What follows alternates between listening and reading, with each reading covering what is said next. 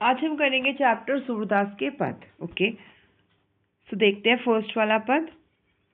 मैया कभी बढ़ेगी चोटी, कितनी बार मुही दूध पियत भई, यह अजू है छोटी। तू तो कहती बल्कि बेनी जो है लांबी मोटी, काड़त गुहत नहवावत जेहे, नागनी सी भुई लोटी। काचो दूध पियावत पची पची, देती न माखन रोटी। सुर चिर जीवो दोए भैया, हरी हलदर की जोटी।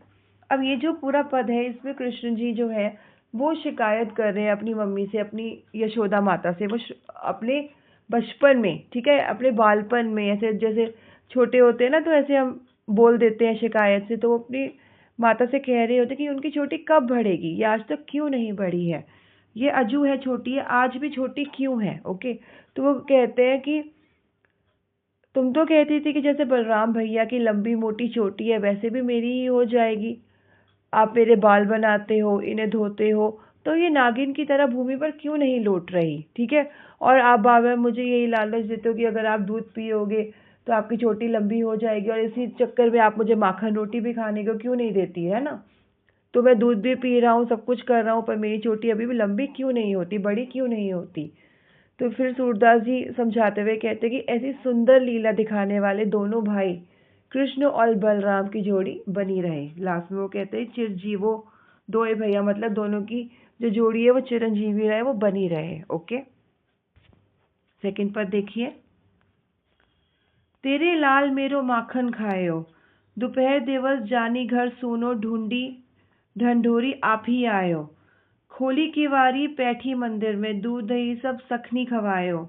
उखल चढ़ी सीके को लीन्हो, अनभावत भुई मैं ढरकायो। दिन प्रति हानि होती गोरस की, यह ढोटा कोने ढंग लायो। सूर श्याम को हटकी न राखे, ते ही पूत अनोखो जायो। अब यहाँ पर ये जो है, यहाँ पर जो सखियां हैं, मतलब जो गोपियां हैं उनके गांव में, वो कंप्लेन कर रही हैं यशोदा माता से आके, ठीक है। अब देखते हैं वो क्या कंप्लेन कर रही हैं। तो वो कहती हैं कि आपका लाल मेरा माखन खा जाता है। दोपहर के समय जब वो घर उसका खाली होता है, तो स्वयं ही वह ढूंढ कर उसके घर के अंदर घुस आता है। ओके, वे हमारे मंदिर के दरवाजे खोलकर उसमें घुस जाते हैं और अपने मित्रों को दही मक्खन खिला देते हैं। और वो जो ऊपर ओखली टंगी होती है, मतलब चढ़कर छीके तक भी पहुंच जाते हैं वहां पर, तथा मक्खन खा लेते हैं। ठीक है, अब छीका क्या होता है यहाँ पे, जो एक बहुत बड़ा सा बर्तन होता है, उसमें दूध और दही रखा जाता है, और वो थोड़ा ऊपर टांग के रखा जाता है, जैसे कोई, जैसे बिल्ली अंदर घुसे, घर में घुसे और उसे खा ना जाए। ठीक है, तो वो ऊपर टांग के जाती थी सेफ्टी के लिए। तो वो क्या करते थे, वो चढ़कर उसे भी उतार लिया करते थे और उसमें से दूध मक्खन सारा खा लिया करते थे, और जो बच जाता था उसको नीचे भी गिरा देते थे। फिर वो साथ में ये भी करते थे कि जो अपने फ्रेंड्स को भी लेकर आते थे उन्हें भी खिला जाया करते थे। तो वो रोज आकर वो उनको शिकायत करती थी कि आपका बेटा दूध दही, मतलब गोरस, गोरस क्या होता है, जो उससे भी दूध दही के जो पदार्थ बनते हैं, ठीक है, दूध दही से जो प्रोडक्ट्स बनते हैं उसे गोरस बोलते हैं, तो वो बहुत वेस्ट करता है गोरस को।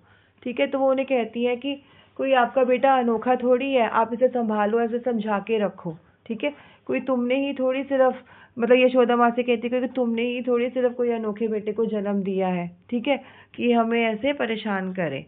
तो वहाँ पे ये पूरा जो पद है वो इसी कंप्लेंट्स में होता है। ठीक है, तो यहाँ पर ही हमारा फिनिश होता है। Thank you.